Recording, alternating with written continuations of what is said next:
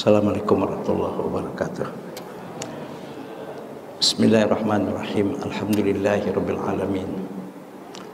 Wassalatu wassalamu ala asyrafil anbiya'i wal mursalin sayyidina wa habibina maulana Muhammadin wa ala alihi wa sahbihi ajmain. Asyhadu an la ilaha illallah wahdahu la syarika lahu wa asyhadu anna Muhammadan abduhu wa rasuluh. Faqad qala Allah Ta'ala fi kitabihil karim wa huwa asdaqul qailin. A'udzu billahi minasyaitonir rajim. Bismillahirrahmanirrahim. Yarfa'illahu alladhina amanu minkum walladhina utul ilma darajat wa qala alaihi salatu wassalam yuridillahu bihi khairan yufaqihu fiddin. Hadirin dan hadirat Bapak dan Ibu yang dimuliakan oleh Allah Subhanahu wa taala. Kita punya waktu yang sangat terbatas, maka langsung saja kita mulai pertama kali taklim ini dengan membaca Bismillahirrahmanirrahim. Selanjutnya mari kita membacakan suratul Fatihah dengan ikhlas lillahi ta'ala. Mari kita doakan orang-orang tua kita, guru-guru kita, keluarga kita, sanak famili kita, orang-orang yang kita cintai, dan siapapun yang pernah berjasa dalam kehidupan kita, dan siapapun yang pernah menyumbangkan sebagian hartanya, tenaganya, pikirannya untuk pembangunan Masjid Babus Salam ini yang telah meninggal dunia. Mereka-mereka semua, ya Allah, ampuni segala dosa mereka, maafkan segala kesalahan mereka, terima semua kebaikan, amal soleh dan ibadah yang dilakukan selama hidup mereka, lapangkan dalam kubur mereka masing-masing, ya Allah, dan masukkan mereka ke dalam surga-Mu, ya Allah. Dan juga dengan bibarakati hadhihi surah kita doakan orang-orang tua kita, guru-guru kita, keluarga kita, sanak famili kita, orang-orang yang kita cintai dan siapapun yang pernah berjasa dalam kehidupan kita, atau siapapun yang pernah menyumbangkan sebagian harta, tenaga, pikirannya untuk Masjid Babus Salam ini yang diuji oleh Allah dengan berbagai macam penyakit, baik penyakit lahir maupun penyakit batin. Ya Allah, angkat dan sembuhkan penyakit yang sedang diderita, yang diuji oleh Allah dengan berbagai macam kesulitan hidup, problematika hidup. Berikan solusi dan jalan keluar yang terbaik dan mulia, ya Allah, kepada mereka, ya Allah. Dan dengan Fatihah ini kita niatkan mudah-mudahan kita semua, orang-orang tua kita, anak-anak kita, keluarga kita, Allah berikan kesehatan lahir dan batin, kita semua dilindungi oleh Allah Subhanahu wa taala, diluaskan dan diberkahi oleh Allah rezeki yang didapat sehingga menjadi rezeki yang halal, rezeki yang berkah, rezeki yang membawa kepada kemuliaan hidup dunia dan akhirat. Dan mudah-mudahan anak-anak kita menjadi anak-anak yang soleh dan solehah, yang taat beribadah kepada Allah, yang berguna bagi agama nusa dan bangsa, dan kita sebagai orang tua mereka diberikan kekuatan dan kemampuan dalam mendidik mereka semua. Ala hadhihi niyyah wa ala kulli niyatin shalihah. Al-Fatihah. A'udzu billahi minasyaitonir rajim. Bismillahirrahmanirrahim. Alhamdulillahirabbil alamin arrahmanir rahim maliki yaumiddin. Iyyaka na'budu wa iyyaka nasta'in. Ihdinas shiratal mustaqim. Shiratal ladzina an'amta 'alaihim ghairil maghdubi 'alaihim waladdallin. Amin. Hadirin yang dimuliakan oleh Allah, tidak terasa insyaallah tanggal 1 April Jumat malam Sabtu yang akan datang, kalau berdasarkan hisab insyaallah sudah masuk malam 1 Ramadan, dan malam Sabtu yang akan datang insyaallah kita sudah mulai sholat tarawih. Dan hari Sabtunya ya, mudah-mudahan kita sudah mulai berpuasa di hari yang pertama. Namun kepastiannya kita tunggu secara resmi pengumuman dan informasi dari pemerintah. Nah, hadirin yang dimuliakan oleh Allah, tema yang akan kita berbagi hari ini sengaja untuk menyambut bulan suci Ramadan, satu hadis Nabi yang biasa kita dengar, bahkan mungkin sebahagian kita sudah hafal, bahkan mungkin kalau boleh Saya berkata, mungkin hadis ini sudah sering didengar keterangan dan penjelasannya. Namun insya Allah ada satu patah orang tua kita lancar kaji karena diulang. Dan mudah-mudahan ini bisa menjadi bekal bagi kita untuk memasuki bulan Ramadan tahun ini. Dan insya Allah ibadah kita lebih baik kalau Allah berikan umur panjang kepada kita dari Ramadan yang telah berlalu dalam kehidupan kita. Nah, hadis itu adalah hadis sahih ya, yang diriwayatkan oleh Al-Imam An-Nasai. Hadisun sahihun akhrajahun Nasai ya, yaitu qala Rasulullah sallallahu alaihi wasallam, kam min shaimin laisa lahu min siyamihi illal ju' wal 'atas. Dan dari dalam riwayat yang lain bukan dengan ungkapan kam min shaimin, tapi rubba shaimin laisa lahu min siyamihi illal ju' wal 'atas. Artinya sama, yaitu kam min shaimin, berapa banyak dan tidak sedikit, kata Rasulullah, dari orang-orang yang berpuasa tersebut. Apa yang terjadi, kata Rasulullah?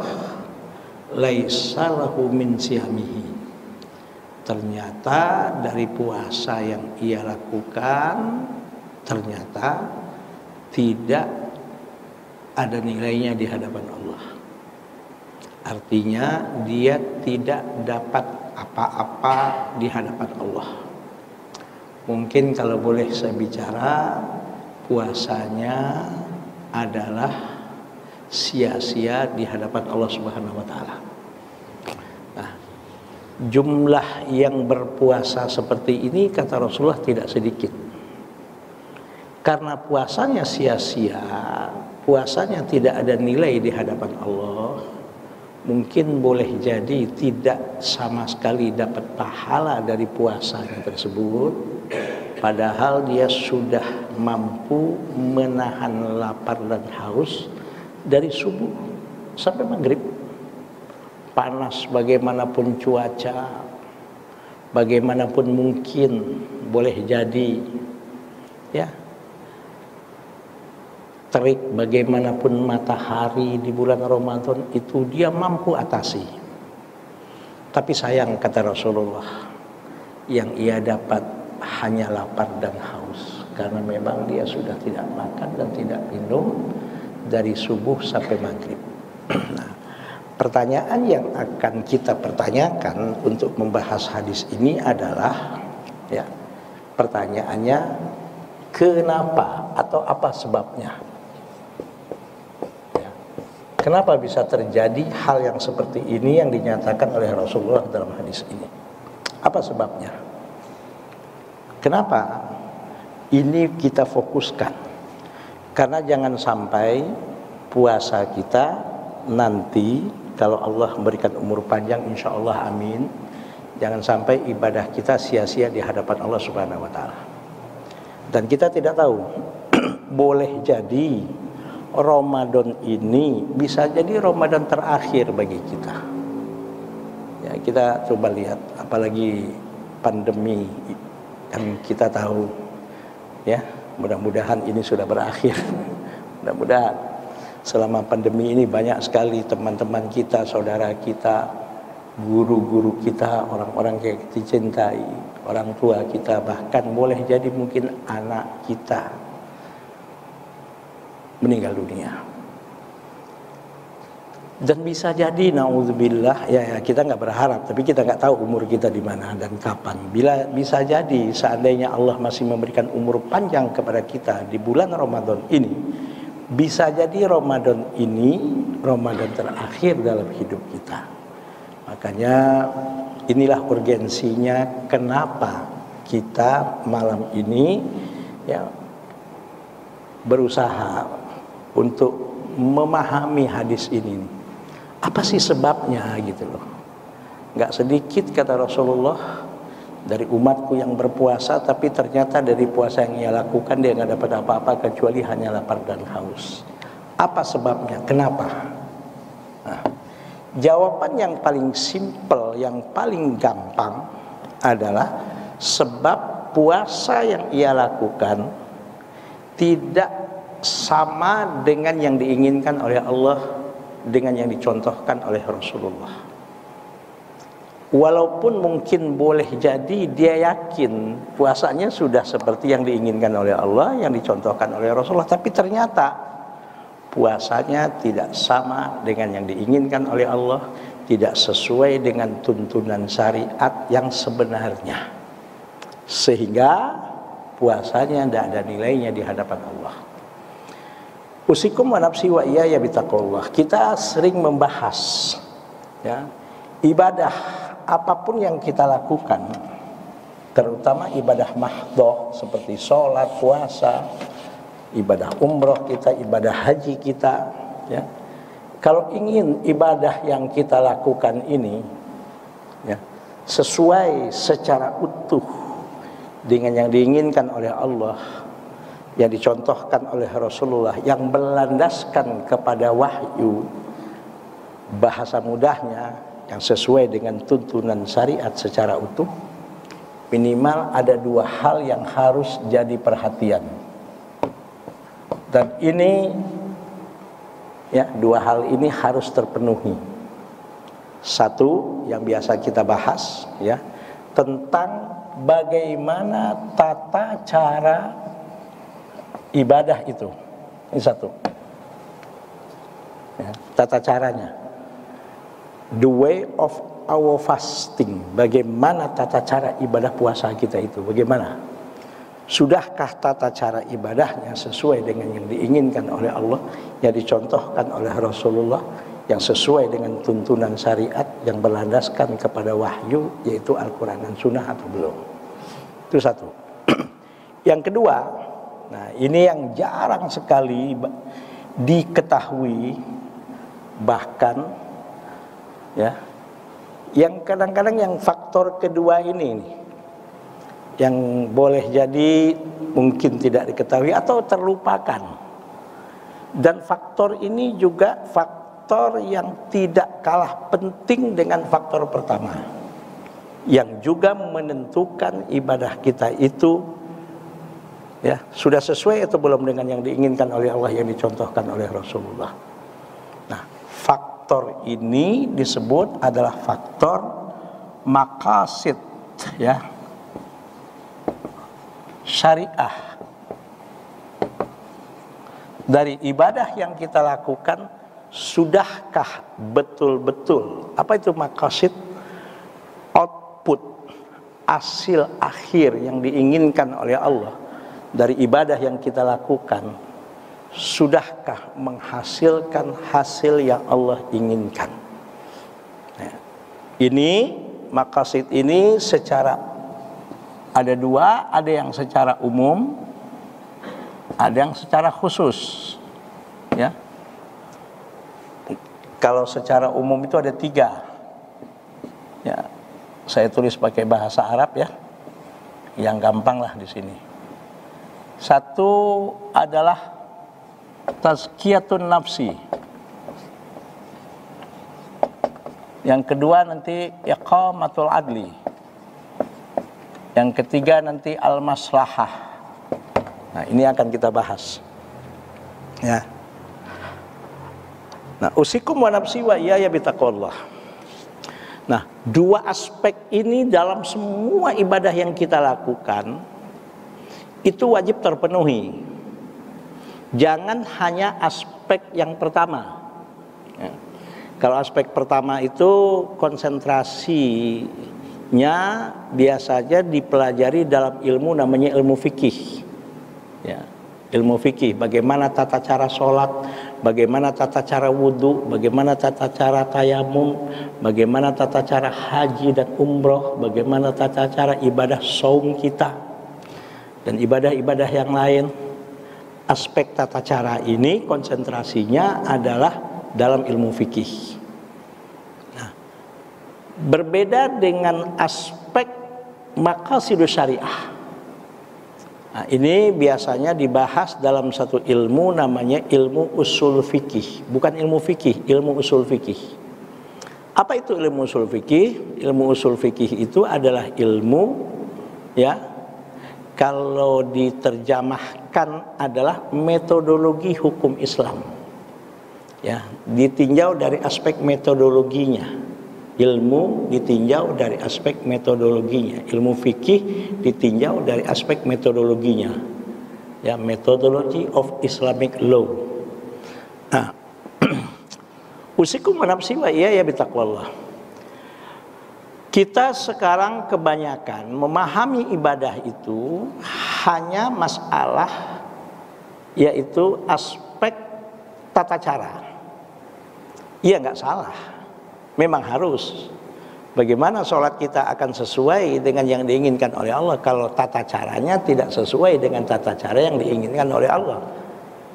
Bagaimana puasa kita sesuai dengan yang diinginkan oleh Allah kalau tata cara ibadah puasa kita itu tidak sesuai dengan yang diinginkan oleh Allah dan tidak sesuai dengan yang dicontohkan oleh Rasulullah? Begitu juga bagaimana tata cara ibadah umrah dan haji kita. Nah, ini ya, kalau dalam ibadah sholat, puasa, misalnya dalam ibadah wudhu, dalam ibadah tayamum, yang menjelaskan tentang tata cara ini berdasarkan hasil ijtihad para ulama mazhab fikih. Ya, kita fokuskan mazhab fikih, misalnya mazhab Syafi'i. Hal yang berhubungan dengan tata cara ini ada 4 macam. Ya, 4 macam. Satu, ya, yang berhubungan dengan tata cara ini konsentrasinya adalah ilmu fikih, ya. Nah, yang berhubungan dengan tata cara ini 4 macam. Satu, ya, aspek syaratnya ibadah sudahkah terpenuhi? Itu satu. Aspek syaratnya sholat kita, syaratnya puasa kita, syaratnya ibadah haji umroh kita, syaratnya wudhu kita, sudahkah terpenuhi atau belum? Yang kedua, aspek rukun dari ibadah itu. Sudahkah rukun dari ibadah puasa yang kita lakukan, rukunnya betul-betul sudah terlaksana secara benar? Sudahkah sholat yang kita lakukan, rukunnya betul-betul sudah dilaksanakan secara benar, sesuai dengan yang diinginkan oleh Allah, yang dicontohkan oleh Rasulullah? Yang ketiga, aspek yang sunnah-sunnat, ya, yang sunnah-sunnah atau yang mandub-mandub dalam ibadah itu. Contoh, ya, dalam berwudu misalnya apa yang disunahkan. Ya, contoh, rukun wudu salah satunya membasuh muka. Rukun wudu minimal muka itu harus dibasuh secara sempurna 1 kali. Ya, Zainuddin, ya, minimal 1 kali. Sunnahnya, nah, 3 kali. Itu namanya sunnah. Jelas, Pak, ya? Nah, yang keempat, aspek yang membatalkan, ya, yang membatalkan, yang membatalkan. Kalau ibadah sholat kita, puasa kita misalnya, syarat dan rukunnya terpenuhi, ya, ini insya Allah ibadah kita sudah sah. Kalau syarat dan rukunnya terpenuhi. Apa bedanya syarat dan rukun? Ya. Syarat itu ulama-ulama fikih mendefinisikan asyartu huwa ma yatawaqqafu alaihi sihhatus syai'i wa laysa juz'an minha. Tapi kalau rukun adalah ma yatawaqqafu alaihi sihhatus syai'i, ya, wa kana juz'an minha. Nah, syarat adalah sesuatu yang menentukan sah dan tidaknya suatu ibadah Syarat wudu, sesuatu yang menentukan sah dan tidaknya wudu. Syarat sholat, sesuatu yang menentukan sah dan tidaknya sholat. Syarat puasa, sesuatu yang menentukan sah dan tidaknya berpuasa. Ya. Tapi syarat ini walaysa juz'an minha, dia bukan bagian dari yang masuk dalam perbuatan atau dalam kita melakukan ibadah itu, dia tidak termasuk. Nah, berbeda dengan rukun. Kalau rukun sesuatu yang menentukan sah dan tidaknya ibadah, tapi dia bagian dalam ibadah itu. Nah, saya kasih contoh yang mudahnya. Syarat sahnya puasa bagi seorang wanita, dia harus suci dari haid dan nifas. Itu syarat sahnya puasa bagi seorang wanita. Maka kalau ada wanita sedang haid dan nifas, memaksakan diri untuk berpuasa, walaupun boleh jadi dia mampu berpuasa, ya, mampu secara fisik dia bisa berpuasa walaupun dalam keadaan haid dan nifas, tapi karena dia dalam keadaan haid dan nifas, dia tidak memenuhi syarat untuk sah puasanya. Maka walaupun dia mampu berpuasa, tapi karena dia dalam kondisi haid dan nifas, puasanya tidak sah. Karena apa? Syarat sahnya puasa bagi wanita, dia harus suci dari haid dan nifas. Nah, ada pertanyaan, bagaimana kalau dia paksakan dirinya untuk berpuasa? Ya, melanggar tuntunan syariat, boleh jadi dia berdosa. Karena dia melanggar ketentuan yang sudah menjadi persyaratan. Nah, kalau begitu ada pertanyaan. Ya, kasihan kalau begitu wanita ini. Ya, belum tentu tahun akan datang dia masih punya panjang umur. Ketika dia panjang umur, masuk bulan Ramadan, datang haid, sehingga dia nggak puasa. Kehilangan momentumkah dia? Jawabannya tidak. Karena ya, syarat sahnya puasa bagi wanita harus suci dari haid dan nifas, itu ketentuan syariat gitu loh. Itu ketentuan yang berlandaskan wahyu dari Allah yang disampaikan, ya, baik yang berlandaskan Al-Quran dan Sunnah. Jadi dia tidak berdosa. Bahkan wanita dalam kondisi haid dan nifas tidak sholat pun tidak berdosa. Karena itu memang tuntunan syariat. Justru kalau dia paksakan sholat dalam kondisi haid dan nifas, dia berdosa.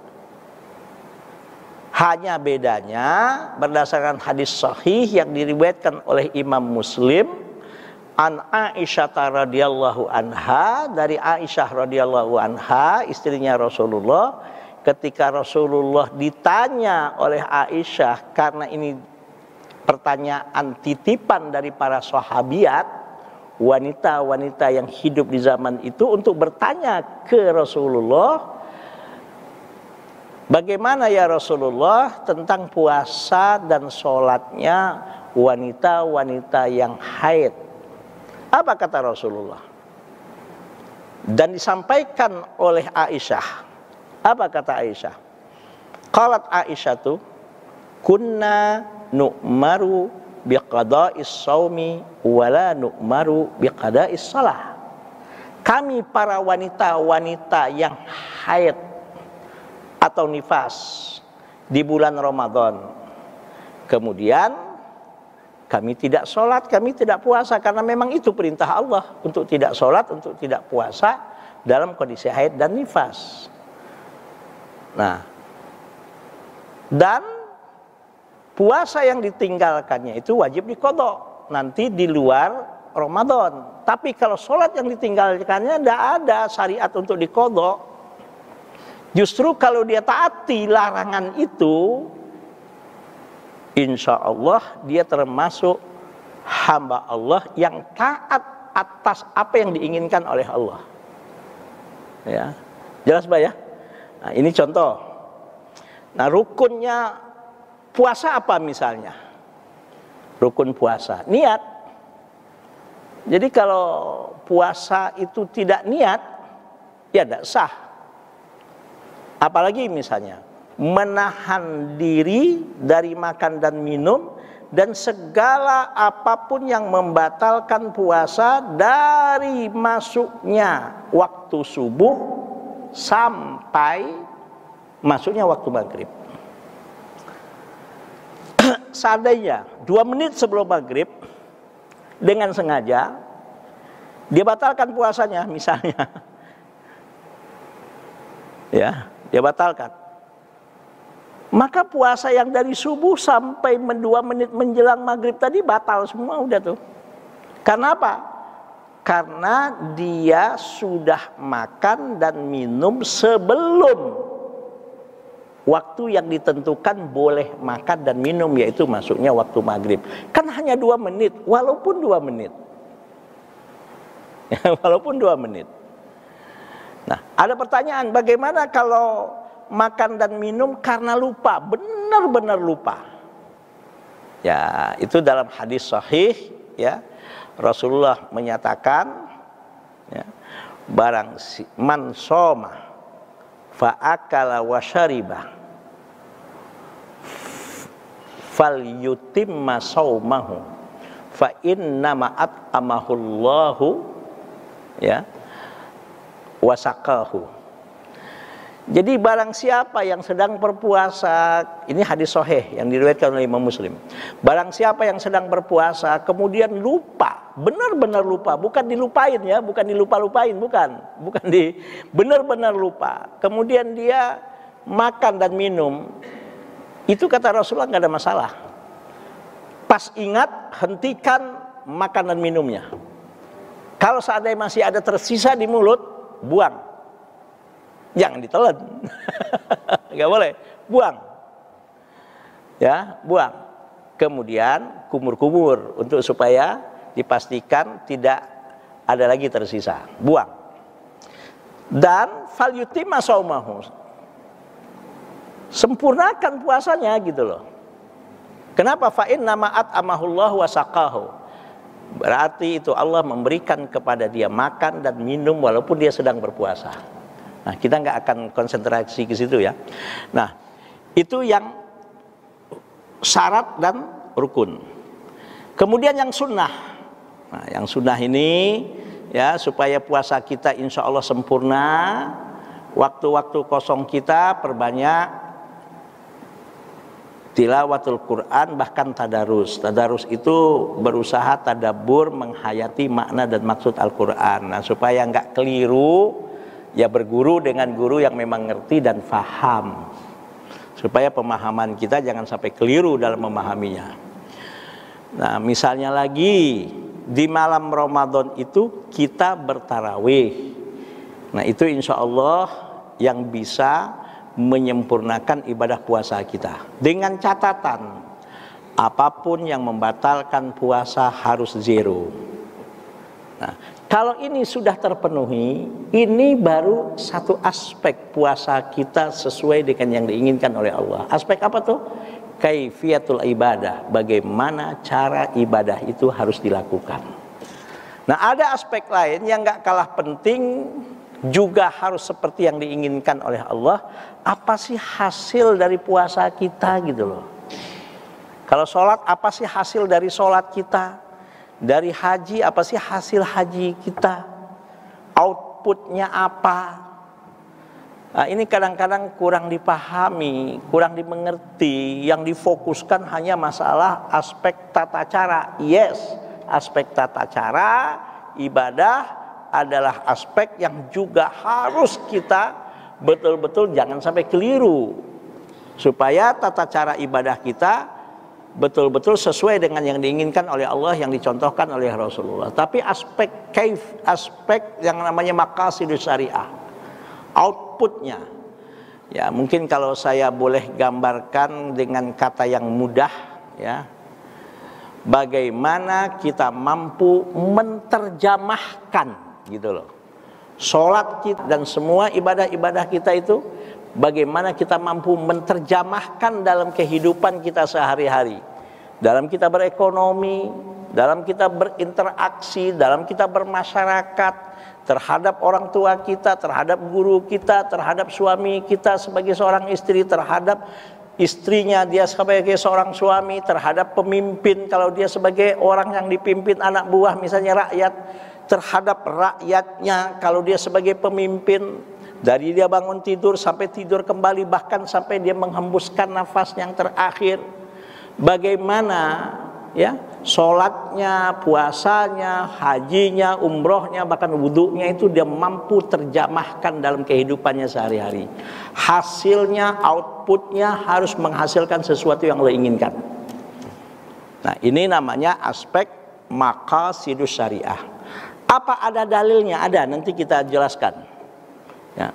Secara umum semua ketetapan hukum syar'i, ketetapan hukum Allah, baik merupakan perintah ataupun larangan ataupun apapun bentuk hukum syar'i itu, ya, secara umum mempunyai tiga tujuan. Mempunyai tiga tujuan, tiga maksud secara umum. Satu, tazkiyatun nafsi. Bagaimana sholat yang kita lakukan, bagaimana puasa yang kita lakukan, bagaimana ibadah umroh dan haji yang kita lakukan, dan semua ibadah yang kita lakukan itu mampu membuat kita menjadi manusia-manusia jiwa dan hati kita ini bersih dari penyakit-penyakitnya. Contoh yang paling mudah nih, sholat aja saya bikin yang gampang aja contohnya, Pak. Ya. Tata cara sholat zuhur itu 4 rakaat. Ini kita bicara secara normal, bukan dalam kondisi jamak qashar. Ya, oke. Suatu hari kita tidak bisa ke masjid, tidak ada orang di rumah, tidak ada siapapun di rumah, tidak berjamaah dengan siapapun ke masjid, ke mushola, tidak. Kita sholat zuhur lah di rumah sendirian. Walaupun tidak ada yang melihat, gak ada yang tahu, tata cara sholat zuhur itu harus 4 rakaat. Kita harus jujur, gak berani mengkorting sholat zuhur kita jadi 3 rakaat walaupun gak ada yang lihat. Gak berani mengurangi sholat zuhur kita menjadi 3 rakaat walaupun gak ada yang tahu. Ini mestinya kejujuran ini mampu kita terjemahkan, ya. Kejujuran dalam sholat ini mampu kita terjemahkan dalam kita berekonomi, dalam kita berbisnis, kita sebagai suami terhadap istri kita, kita sebagai istri terhadap suami kita, kita sebagai orang tua terhadap anak kita, kita sebagai anak terhadap orang tua kita, kita sebagai pemimpin terhadap orang-orang yang kita pimpin. Dalam kita berekonomi, dalam kita berbisnis, dalam kita sebagai aparat dan penegak hukum, dalam menegakkan hukum, jujur. Ini mestinya. Dan tidak ada itu yang namanya keculasan, yang tidak ada itu yang namanya penipuan, tidak ada itu yang namanya kezoliman. Nah, ini namanya kita mampu menterjemahkan dalam aspek tazkiyatun nafsi dari sholat kita yang tata caranya 4 rakaat walaupun tidak ada yang melihat. Puasa juga seperti itu. Walaupun kita sedang bersendirian di kamar, tidak ada yang lihat, nggak berani kita minum air, makan di kamar supaya nggak kelihatan. Habis gitu bibirnya diapain, Pak? Waktu kita kecil dulu lihat bapak nggak ada, ibu nggak ada, siapa nggak ada, buka apa, Pak? Buka kulkas. Ada ibu datang, padahal ibunya ngelihat, tapi ibunya pura-pura nggak ngelihat, langsung begini-gini. Nah, Bu, dari mana, Bu? Ya sendirinya. Nah, kita tetap jujur gitu loh. Walaupun nggak ada yang lihat, sedang sendirian, kita nggak berani makan minum. Nah, ini namanya aspek tazkiyatun nafsi. Puasa yang kita lakukan mampu membuat kita menjadi orang yang jujur dalam berekonomi, jujur dalam bermasyarakat, jujur dalam bergaul, jujur dalam segala aspek kehidupan kita, bahkan sampai kita menghembuskan nafas kita yang terakhir. Nah, aspek yang kedua yaitu aspek iqamatul adli. Bagaimana puasa yang kita lakukan 1 bulan penuh itu mampu membuat kita menjadi manusia-manusia yang menegakkan keadilan dalam kehidupan kita. Ya, adil terhadap diri sendiri, adil terhadap keluarga, adil terhadap orang lain, bahkan juga adil terhadap lingkungan. Dan adil terhadap siapapun dan apapun makhluk Allah, gitu loh. Nah, adil itu apa? Dalam bahasa Arab, adil itu ya lawan kata daripada zalim. Al-adlu huwa adamuz zulmi. Tidak ada kezaliman. Nah, bagaimana puasa yang kita lakukan, sholat yang kita lakukan, itu mampu kita terjamahkan dalam kehidupan kita yang mampu menghasilkan tegaknya keadilan pada diri kita yang berpuasa. Itu yang kedua. Yang ketiga, al-maslahah. Kemaslahatan, lahirnya kemaslahatan. Atau mungkin kalau boleh saya simpelkan, simpel ya. Gimana sholat kita, puasa kita, haji yang kita lakukan itu mampu menjadikan kita menjadi manusia-manusia yang soleh dan solehah dimanapun dan apapun profesi kita sampai kita meninggal dunia. Ya, lahir pada diri kita kemaslahatan. Dalam kita berekonomi lahir ya kemaslahatan dalam ekonomi itu, kebaikan, manfaat. Dalam kita bergaul lahir pergaulan yang baik, pergaulan yang bermanfaat, pergaulan yang diridhoi oleh Allah. Dalam penegakan hukum lahir aparat-aparat dan penegak-penegak hukum yang soleh dan solehah. Sebagai politisi, puasa itu mampu mengantarkan dia menjadi politisi-politisi yang soleh dan solehah. Itu secara umum. Nah, secara khusus hasil yang diinginkan oleh Allah dari puasa kita jelas. Al-Baqarah 183. Ya. Apa kata Allah? Ya ayyuhalladzina amanu kutiba alaikumusiyam kama kutiba alal ladzina min qablikum la'allakum tattaqun. Ini sering saya bahas di sini ya, mungkin ya nggak apa untuk kita lebih ingat lagi. Ini tatakun ini kalau boleh ya, ini adalah kata kerja namanya fi'il mudhari. Ala wazni taf'alun.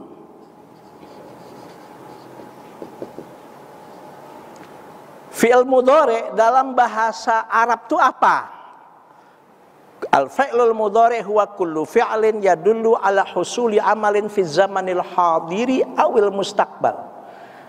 Fi'il mudhari adalah kata kerja yang menunjukkan berlakunya perbuatan ketika perbuatan itu dilakukan. Dalam struktur bahasa Inggris disebut present continuous tense. Dan bukan hanya itu fi'il mudhari, awil mustaqbal. Atau dia juga fi'il yang menunjukkan waktu yang akan datang. Dalam bahasa Inggris disebut future.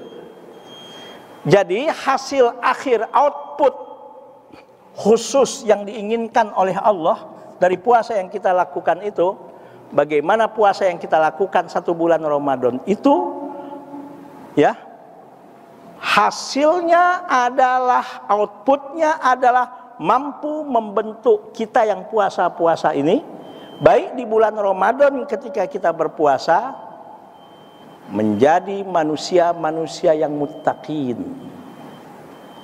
Bahkan sampai selesai Ramadan, bahkan sampai datang Ramadan akan datang, masih tetap ya asar, pengaruh puasa itu, dampak puasa itu masih kelihatan, mampu membuat kita menjadi manusia-manusia yang bertakwa. Makanya maaf, jangan sampai puasa kita, kalau kata anak kampung dulu, puasanya puasa tomat. Apa tuh puasa tomat? Puasa waktu Ramadan tobat, selesai Ramadan kumat katanya. Itu puasa yang outputnya tidak menghasilkan ketakwaan kepada Allah Subhanahu wa taala. Nah, inilah rahasianya kenapa Rasulullah bersabda, kam min shaimin laisa lahu min siyamihi ilal ju' wal atos. Betapa banyak umatku yang berpuasa, kata Rasulullah, tapi sayang dari puasanya itu dia nggak dapat apa-apa. Sia-sia puasa yang dilakukan, kecuali dia hanya dapat lapar dan haus. Bukan tata cara puasanya yang salah. Boleh jadi tata cara puasanya boleh jadi benar, tapi sayang, output maqasidus syariah, hasil puasanya tidak menghasilkan sesuatu yang Allah inginkan.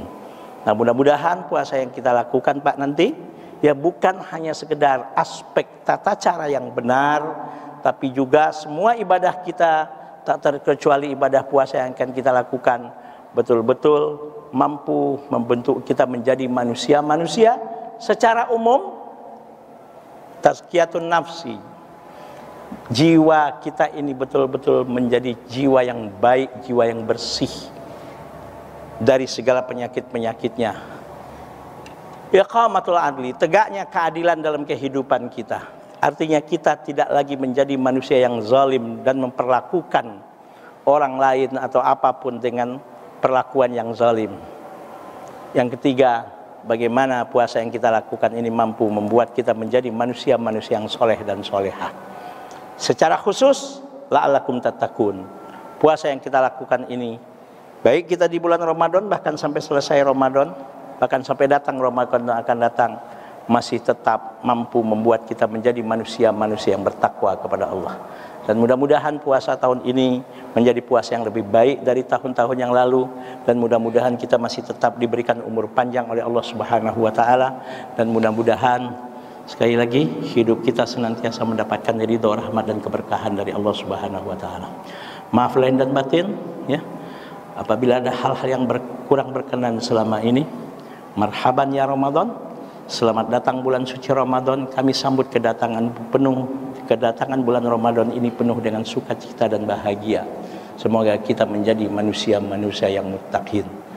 Subhanakallahumma wa bihamdika asyhadu an la ilaha illa anta astaghfiruka wa atubu ilaik. Assalamualaikum warahmatullahi wabarakatuh.